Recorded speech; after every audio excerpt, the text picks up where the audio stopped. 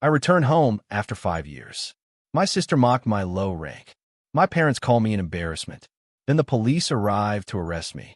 I stayed silent until a four-star general entered and saluted me. Can you imagine being called an embarrassment by your own family, laughed at for your military rank, and then having the police show up to arrest you? That's what happened to me. But what they didn't know, what they couldn't possibly imagine, was that a four-star general was about to walk into that room and salute me. My name is Sarah, and this is my story, a ride you truly won't see coming. I pulled my car into that driveway after 5 long years away, cutting the engine the second I hit the curb. The hood gave a little click as it cooled, and I just sat there for a minute, hands still gripping the steering wheel, feeling that familiar grit under my nails and the tight knot in my shoulders that, honestly, never really goes away.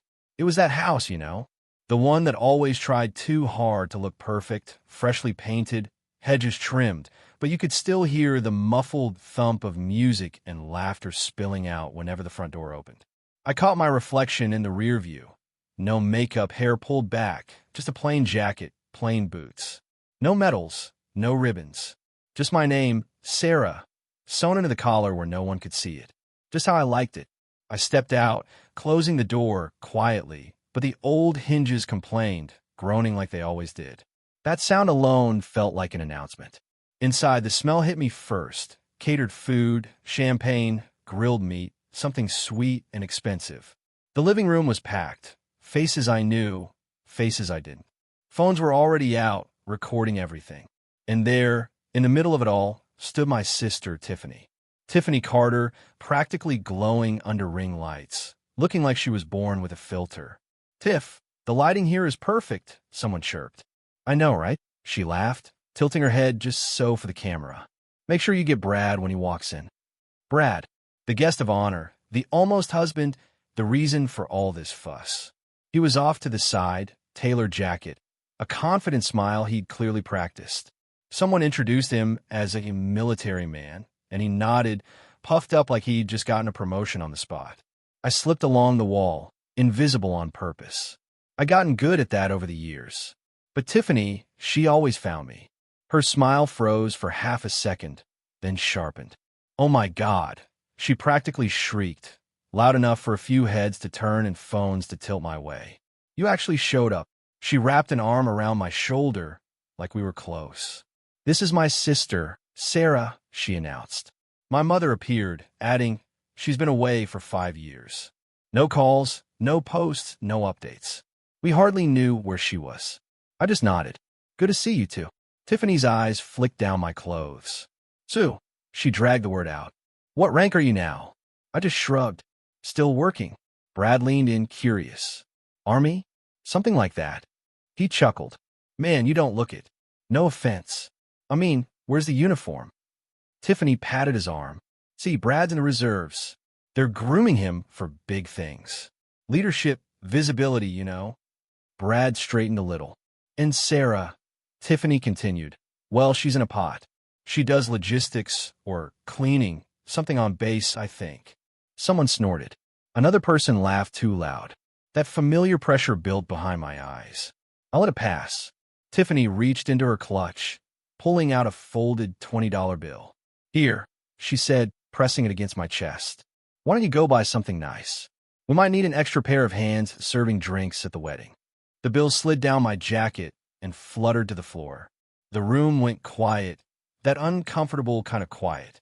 I bent down, picked it up, and handed it back to her. "Keep it," I said. "Looks like you'll need it." A few eyebrows lifted. Tiffany laughed it off. "Oh my God, you're still so sensitive." I slipped my hand into my pocket, feeling the edge of the black card there. Solid. Cold. Real. I didn't take it out. My father cleared his throat. "Sarah, your sister's just joking. You know how she is." I nodded. "I do." Brad raised his glass. "No hard feelings, right? Military's military. We all serve in our own way." "Sure," I said, some louder than others. Tiffany didn't catch that, or maybe she chose not to. She was already back to her camera, explaining how Brad had basically put his life on hold for the country. Comments rolled in. Hearts, flags, fire emojis. I drifted toward the kitchen, grabbed a bottle of water, and leaned against the counter. My mother followed, lowering her voice. "You could have dressed up a bit," she said. "People are watching. I know this is important for Tiffany, for the family." She sighed. "Your father and I just don't understand why you chose such a quiet path." I took a sip of water. It worked for me. She looked unconvinced. From across the room, Tiffany raised her phone again. "Everyone say hi to my sister," she called out. "She's back from playing soldier." A few half-hearted waves followed. I looked around the room, at the furniture my grandmother used to polish, at the walls that used to hold her photos, at the people who had no idea whose house they were really standing in, or would have been traded away to keep it looking like this. Something settled in my chest. Not anger, not sadness, just a decision clicking into place. Have you ever walked into a room knowing you could outthink everyone there, but still got treated like the help because you didn't look the part they expected? I finished my water. Tiffany was still talking, still shining. Brad was still smiling. My parents were still nodding along. I stayed right where I was. Quiet. Watching. Letting them enjoy the moment they thought they owned. I followed the sound of my father's voice down the hall. My boots were quiet against the polished floor. The music faded. His office door was ajar, a thin line of light spilling out. I paused, hearing the scrape of a chair, the shuffle of papers, the dry coffee made when he was nervous. "Just sign it here," a man said. I didn't recognize the voice, calm, professional, the kind that charged by the hour. "I don't see another option," my father replied. "We need this closed before the end of the quarter." I stepped inside without knocking. 3 heads snapped up, my father at his desk, my mother behind him, arms crossed, and a man in a gray suit with a leather folder. The desk looked different, too clean. The framed photo of my grandmother was gone. "Sarah," my father said, surprised but not annoyed. "We're in the middle of something." "I can see that," I said, my eyes going to the paperwork. Numbers, dates, signatures. The word transfer jumped out. The man in the suit stood. "I'll give you a moment," he said, already packing up.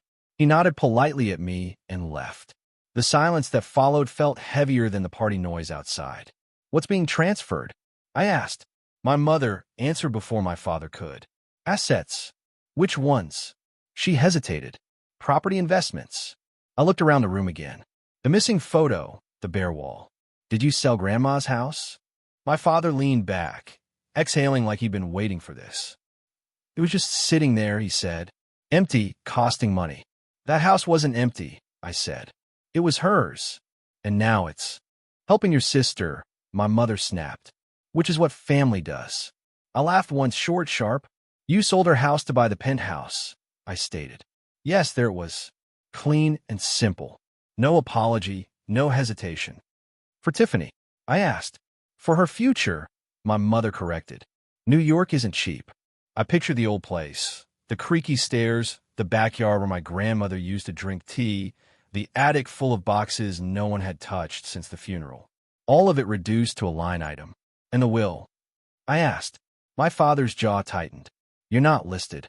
I nodded slowly as he spread his hands. "Your career, Sarah. It doesn't add value to the family name. Tiffany's platform does. Her marriage does. So I don't count." "That's not what I said. It's what you meant." My mother stepped closer. "You chose to disappear," she said.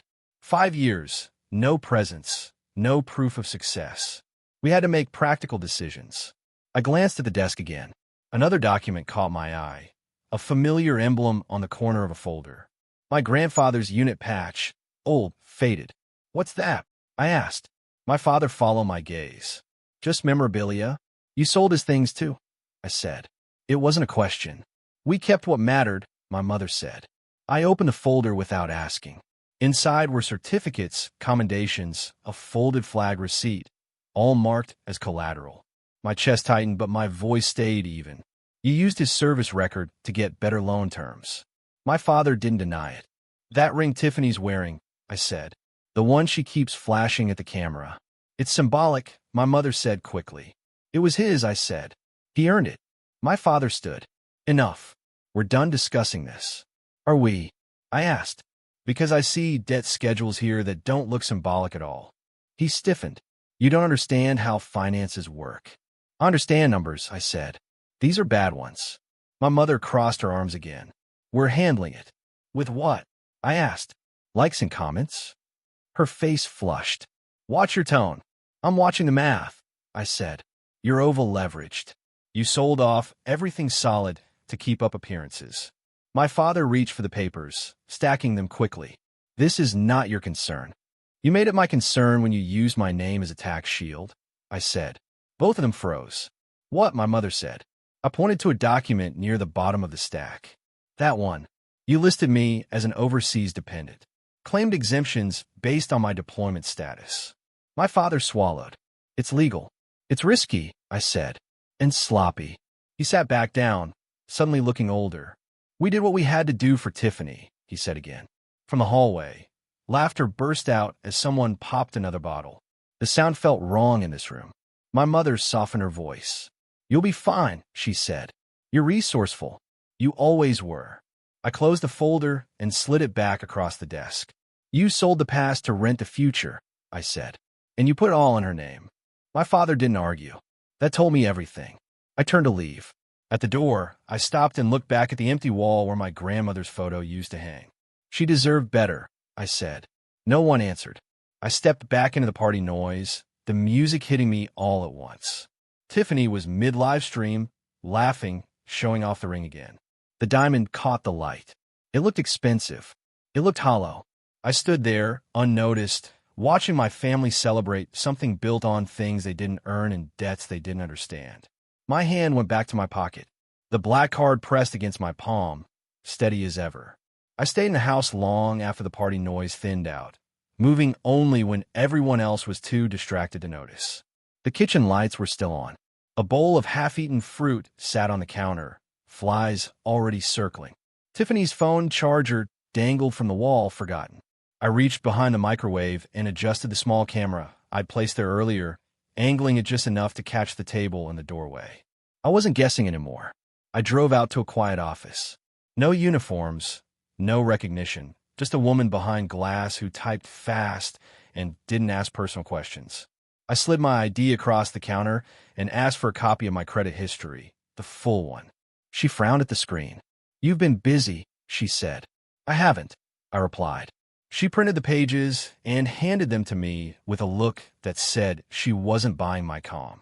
Lines of debt stared back, short-term loans, high interest, multiple signatures, all dated while I'd been overseas. That's not mine, I said. She tapped one line. The signature matches. It's forged, I said. She shrugged. Then you'll want a lawyer. I already had one. I stepped outside and made a call from the car. One ring, then a voice I hadn't heard in months. I was wondering when you'd check, he said. I have the paperwork, I told him. She signed my name? Of course she did, he said. She needed speed, not permission. I closed my eyes for a second. How bad? Bad enough to ruin you if you stay quiet. He said, not bad enough to scare me. I hung up and drove back to the house. By the time I parked, Tiffany's car was already there. So was my mother's. I didn't go inside right away. I watched from across the street, engine off, windows down. Through the camera feed on my phone, I saw them sitting at the kitchen table. My mother poured coffee. Tiffany paced. She knows something, Tiffany said. I can tell. She doesn't know enough, my mother replied. And even if she did, no one would believe her. Tiffany stopped pacing. What if she talks? She won't, my mother said. She doesn't want trouble. I smiled without meaning to. Tiffany leaned on the counter. The loans are due soon. We'll handle it, my mother said. There's still her insurance. Tiffany's voice dropped. You mean if she has another episode? Don't say it like that, my mother snapped.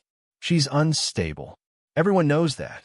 5 years gone, no records, no social media. It's believable. My jaw tightened. And the doctor? Tiffany asked. He owes us. My mother said, he'll sign the evaluation so we get her committed. Tiffany said slowly, temporary hold. We take control, and the policy pays out. My mother finished. There it was. Clean, planned, said out loud like they were discussing groceries. I clipped the recording and saved it twice. When I walked into the kitchen, they both jumped. How long have you been standing there? Tiffany asked. Long enough, I said. My mother forced a smile. You startled us. I heard everything, I said. About the loans, the signatures, the plan. Tiffany laughed too fast. You're imagining things. I placed the printed credit report on the table. That's my name, I said. I was on another continent. My mother scanned the pages, then looked up. We did what we had to do. For yourself, I said. Tiffany crossed her arms. You wouldn't understand. You don't live in the real world. I leaned forward. You borrowed against my future. She scoffed. You don't have one. My mother reached for my arm. Sarah, please. Let's not make this ugly. I pulled away. You already did. That afternoon, I found a notice taped inside my old bedroom door. An appointment slip. Psychiatric evaluation. Mandatory. I took it down and folded it carefully. By evening, 2 men in plain clothes knocked. Polite, smiling, papers in hand. Sarah Carter? One asked. That's me. We're here to escort you for a brief evaluation. I glanced past them at my mother, who stood in the hallway, wringing her hands. Tiffany hovered behind her, phone ready. I'll go, I said. They looked surprised. Inside the car, the younger one tried small talk. I stared out the window. At the facility, they led me to a quiet room. Soft chairs, no sharp edges. A woman with a clipboard smiled like she'd practiced it. We just want to ask a few questions, she said. I answered them. Calm, direct, no emotion to grab onto. After 20 minutes, she excused herself. I waited. My phone buzzed once. A message, one word, handled. 10 minutes later, the door opened again. The woman's smile was gone. There seems to be a mistake, she said. You're free to go. Outside, the 2 men avoided my eyes. When I got back to the house, it was quiet. Too quiet. My mother sat at the table, pale. Tiffany stood by the sink, shaking. They can't do that, Tiffany said when she saw me. They can't just let you go. They can, I said. And they did. My mother looked up. What did you do? I listened, I said, and I made a call. Tiffany lunged toward me, stopping short. You think you're so smart. I met her stare. I think you're sloppy. I walked past them and into the living room, where the last of the party decorations still lay half-packed. Confetti crunched under my boots. Behind me, no one followed. I brushed confetti off my sleeve and checked the message again. Location, time, charity shoot, public. The kind of event that pretended to be about veterans while quietly auditioning egos. I replied with a single word and put the phone away. The range sat on the edge of town. Clean and overbuilt, banners flapping in the wind. A line of trucks that cost more than my car. Volunteers in matching polos handed out ear protection like party favors. A local news van idled near the gate. This was going to be loud in more ways than one. Brad found me before I found Elaine. Sarah, he said, grinning like we were old friends. Didn't think you'd show. I was invited, I said. I show up when invited. He laughed and clapped me on the shoulder. This'll be fun. Good exposure. The department's here. A couple of senior guys, too. I followed his gaze. A cluster of uniforms stood near the benches, talking shop. Badges caught the sun. Someone important was always watching at events like this. That was the point. Tiffany appeared, her phone already live. Guys, look who decided to come out and play, she said to her audience. My sister's finally stepping into the real military world. I put on ear protection and didn't answer. Brad leaned closer. We're doing a friendly challenge, he said. Just to loosen things up. What kind? I asked.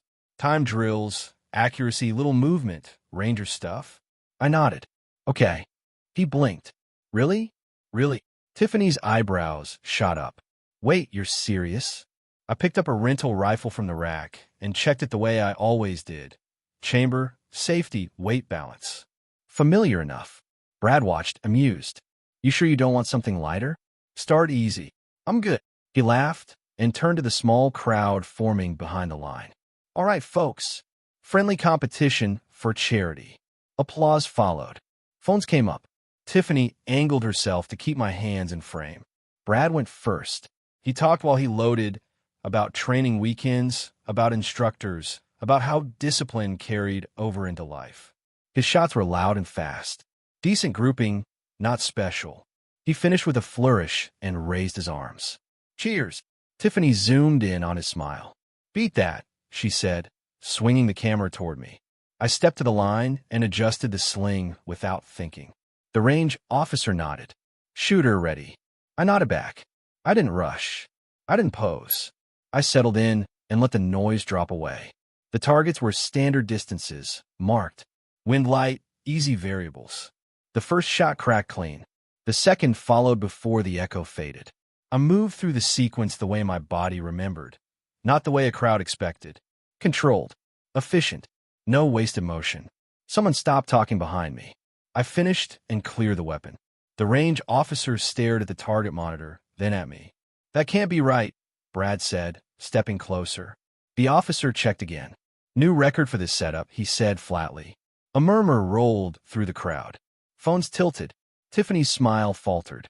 Do it again, Brad said, laughing too hard. Must have been a fluke.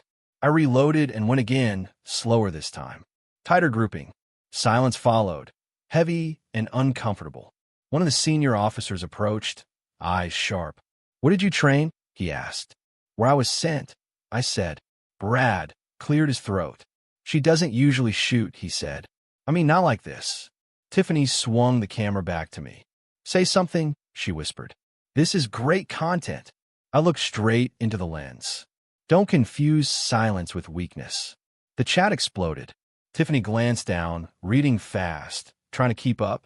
Brad forced a grin. Guess you've been holding out. Guess you've been talking, I said. The officer nodded once. You available for a demo? He asked. Not today. He studied me for a beat longer, then stepped back. Brad laughed again, louder. All right. Let's wrap this up. But it didn't wrap. People asked questions. Quiet ones. Real ones. Tiffany drifted away to answer comments, her voice tight. Brad stayed planted, watching me like I'd changed shape. A volunteer handed me a bottle of water. Nice shooting, he said. Thanks.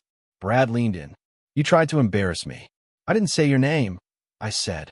You knew this was my event. You invited me. His jaw clenched. You could have missed. I don't miss. He stepped back, hands up. No offense. Some taken, I said. Tiffany reappeared, phone lowered now.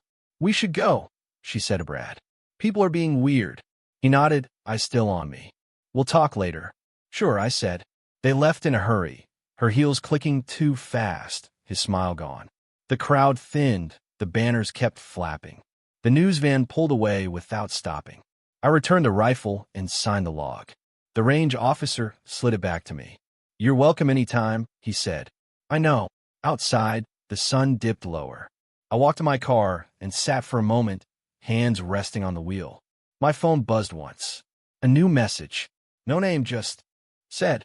She snorted. You're a helper today? Don't forget it. I smiled and kept working. By noon, the phone call started coming in.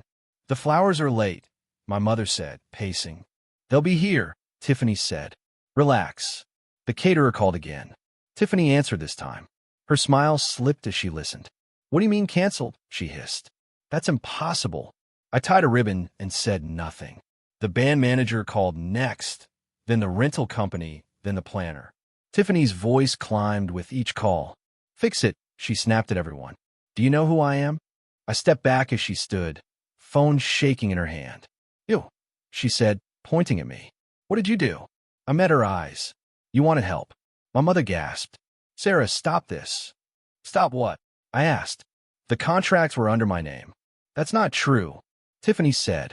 I pulled up the documents on my phone and showed her. You were busy. I signed. Her face went pale. You can't just... I can, I said. I did. Brad arrived an hour later, already irritated. What's going on? He asked. The venue's empty. Tiffany rounded on him. She sabotaged everything. Brad looked at me. Is that true? Yes, I said. He laughed once. You think this is funny? No, I said. I think it's efficient. He stepped closer. You're done? He said. I'll call the police. For what? I asked. Canceling my own contracts. He stopped. Outside, the venue grounds looked wrong. No flowers, no chairs, just bare grass and mud from last night's rain. Guests started arriving, heels sinking, confusion spreading.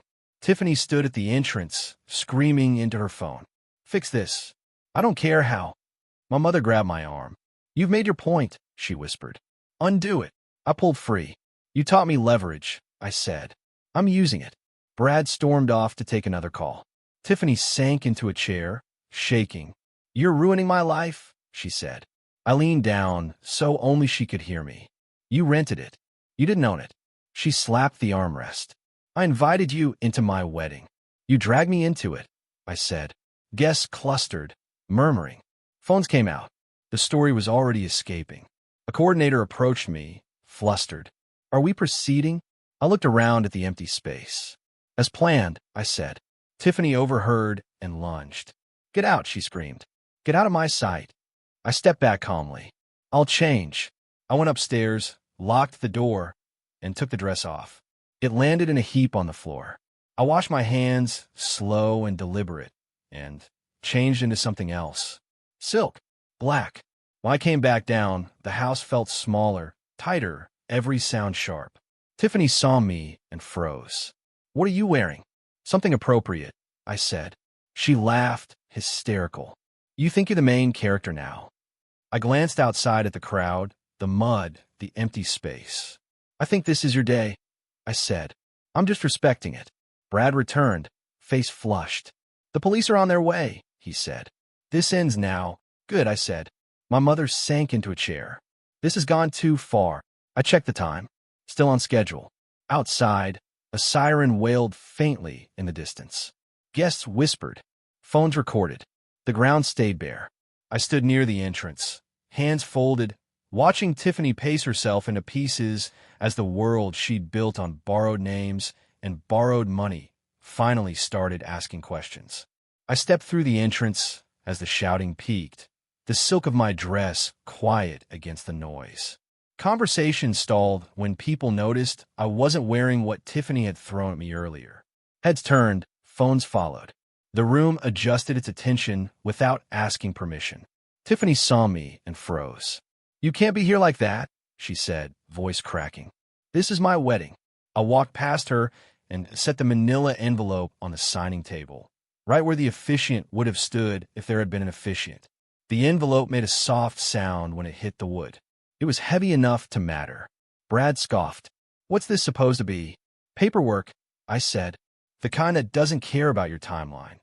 He laughed and looked around for backup. A few people laughed with him. Most didn't. I opened the envelope and slid the first packet across the table. "Those are copies," I said. "The originals are already filed." Tiffany rushed forward. "Don't touch that," she snapped, grabbing at the papers. I moved them just out of reach. "Relax.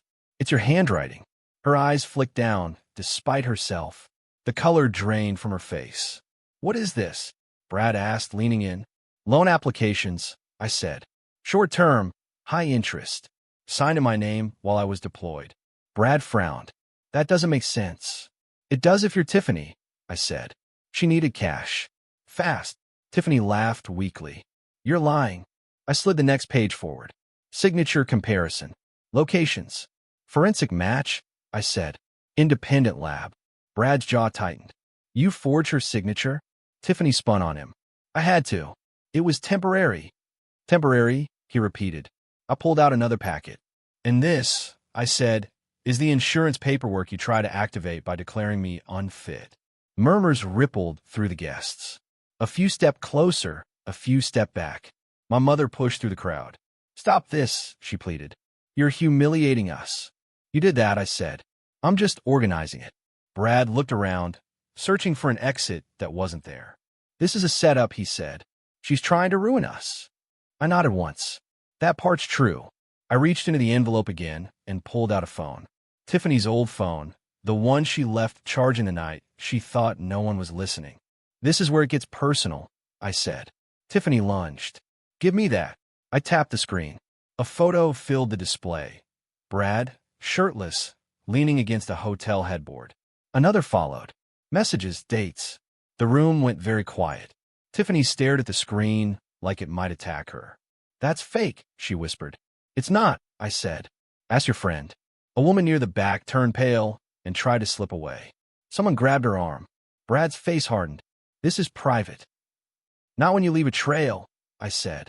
A man stepped forward from the crowd, older, broad-shouldered, with a military posture that never fades. His hair was gray, his expression carved from disappointment. "Bradley," he said. Brad stiffened. "Dad." Colonel Harris didn't raise his voice. He didn't need to. He took the phone from my hand and scrolled through the evidence himself. Slow, careful, thorough. When he looked up, his eyes were cold. "You embarrassed yourself," he said. "And you embarrassed me." Brad opened his mouth. "I can explain." The colonel didn't let him finish. His hand moved once. Clean, sharp. The sound echoed in the room. Gasps followed. Phones dipped, then rose again. "The wedding is canceled," the colonel said. "Effective now."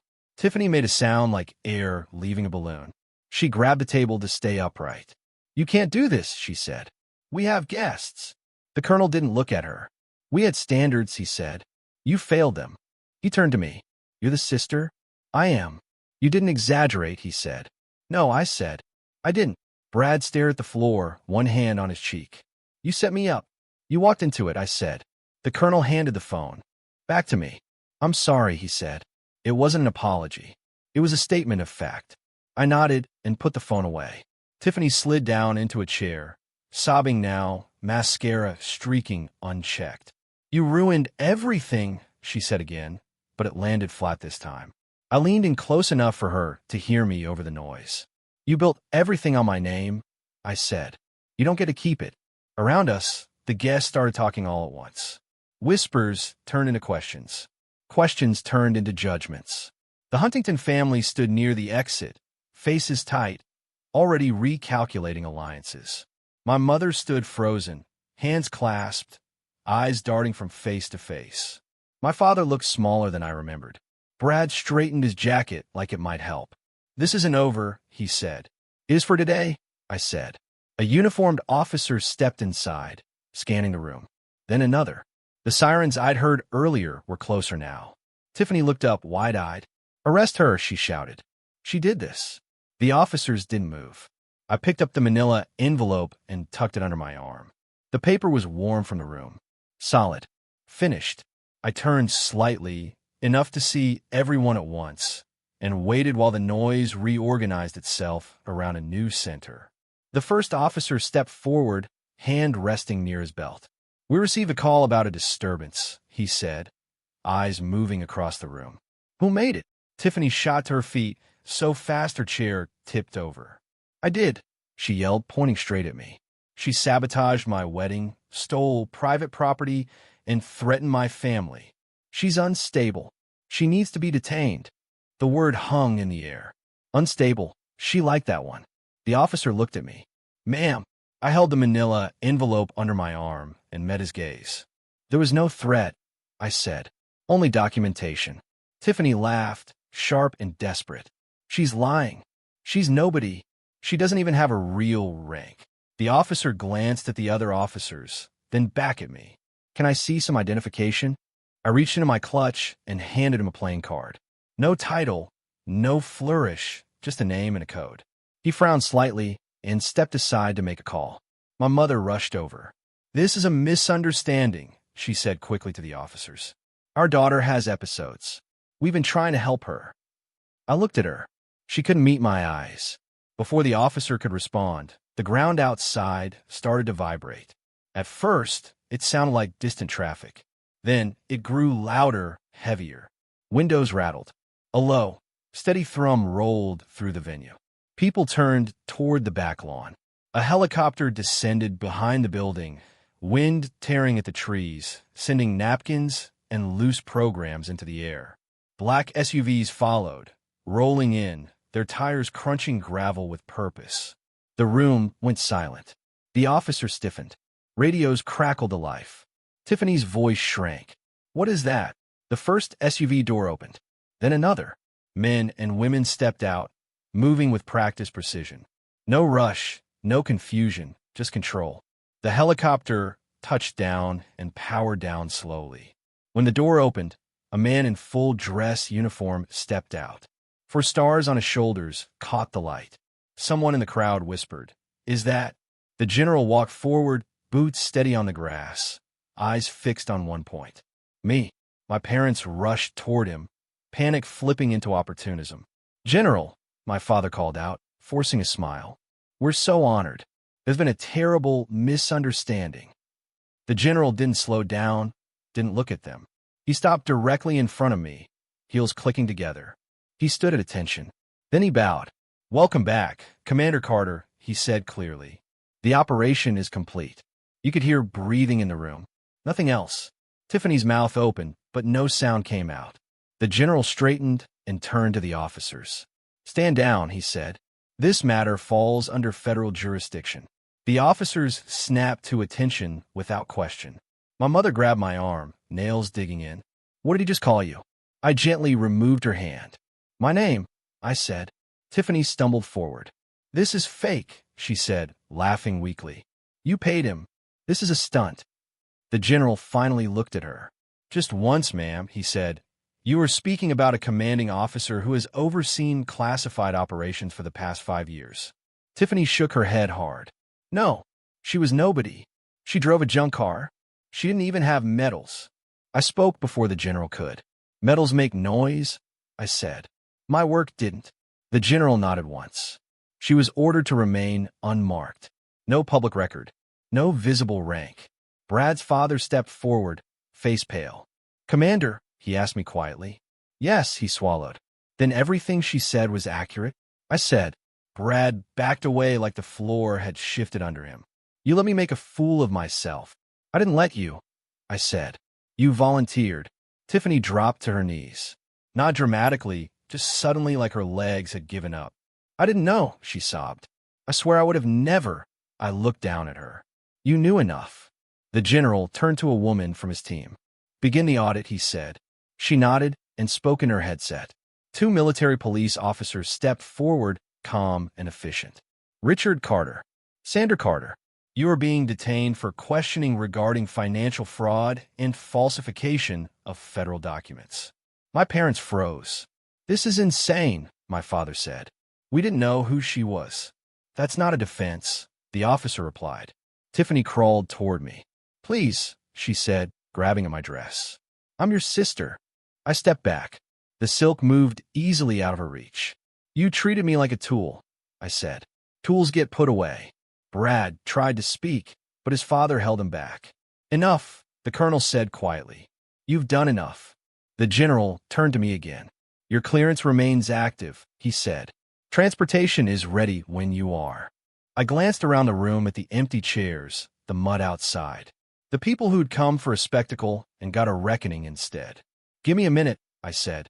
He nodded and stepped back. Tiffany was still crying. My mother stared at the floor. My father argued quietly with an officer who wasn't listening. I reached into my clutch and pulled out the ring Brad had given Tiffany. "Glass. Cheap. Fake." I dropped in her lap. "I don't keep trash in my house," I said. The room stayed silent as the meeting settled in. Outside, the helicopter blades began to turn again, slow and patient, waiting for my decision. I didn't watch them get taken away. I'd seen enough processing rooms to know how that part went. Forms, questions, silence broken by the sound of doors closing with no emotion behind them. The military police moved my parents gently but firmly, the way you handle people who still think they can talk their way out of gravity. Tiffany kept looking back over her shoulder, searching for my face like it might still save her if she found it. It didn't. Outside, the air felt cleaner than it had all day. The helicopter lifted off, wind flattening the grass that never got its decorations. I walked past the SUVs and didn't get in any of them. I took my time. No one rushed me. That was the difference. 2 weeks later, the house was sealed. Federal tape across the doors. Inventory notices taped where family photos used to hang. I stood across the street and watched an agent photograph the front porch. The same porch where my grandmother used to sit every afternoon and judge the neighbors with a mug of tea. They asked if I wanted to go inside one last time. I said no. The penthouse didn't fare better. Frozen accounts have a way of shrinking rooms. The foreclosure moved fast once the audit started. Turns out banks get very cooperative when the words Federal Review show up in writing. The glass and steel that looked so permanent folded like cardboard. Brad disappeared from a news cycle within a week. His father made a short statement. Professional, clean, no excuses. That kind of damage doesn't need commentary. It just needs distance. As for Tiffany, the influencer accounts went quiet. Sponsorships don't survive fraud investigations. Neither do friendships built on proximity to money. The last message she sent me came through an attorney. For sentences. No apology, just a request for leniency. I didn't respond. Instead, I signed paperwork of my own. The foundation took shape quickly. Truth and honor. Simple name, clear mission. Legal aid for veterans who didn't have the luxury of public records. Financial counseling for families that liked to borrow against uniforms they didn't understand. Mental health advocacy that didn't start with locking someone in a room and calling it care. I didn't put my face on the website. I put the work there. The first check cleared the same day the house was officially seized. I smiled at that, not because of revenge, but because of balance. A month later, I drove past the old neighborhood again. Different car this time. Nothing flashy, just reliable.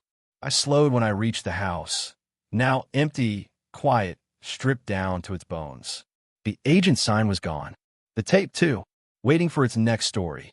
I parked and got out. The yard needed work. Weeds everywhere. Fence leaning. I rolled up my sleeves and started pulling them out by hand. Dirt under my nails again. The good kind. A neighbor wandered over, curious. "You buying the place?" he asked.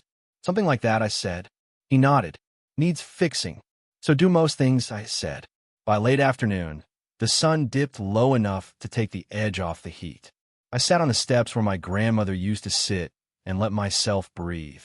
No phones buzzing, no meetings, just quiet earned the hard way. I thought about the party, the laughter, the $20 bill sliding down my jacket. How small they made me feel because it was convenient, because it fit their story.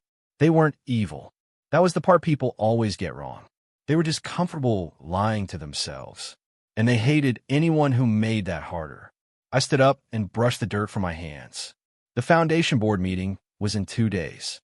A veteran from Arizona needed help with a lien that didn't belong to him. A widow in Ohio had been denied benefits because someone misfiled a form 20 years ago. Real problems, real stakes. I got back in the car and drove away, leaving the house behind for good this time. Not because it hurt, but because it didn't owe me anymore. People like to ask if I regret not saying goodbye. If I regret cutting ties so clean it scared everyone watching. They want closure wrapped in forgiveness because it makes them feel safer about their own families. But here's the truth I learned the hard way. Closure isn't something other people give you. It's something you take when you stop explaining yourself to people who benefit from misunderstanding you. If the people closest to you only value you when you're useful to their image, do you owe them another chance? Or do you owe yourself the freedom to walk away and build something honest with what's left?